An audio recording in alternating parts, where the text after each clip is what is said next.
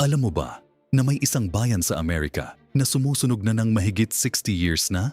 1962, Centralia, Pennsylvania. Isang simpleng araw lang dapat. Ang mga tao doon ay naglilinis ng kanilang landfill site. Para gawing malinis ang lugar, nagpasya silang sunugin ang mga basura. Pero may hindi nila alam. Sa ilalim ng lupa, may malaking coal seam na nakatago. Noong sumabot ang apoy sa coal na yon, nagsimula ang isang trahedyang hindi na matatapos.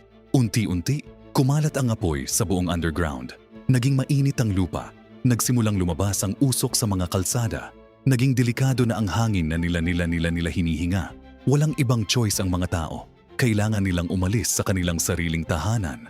Ang buong bayan ay naging ghost town.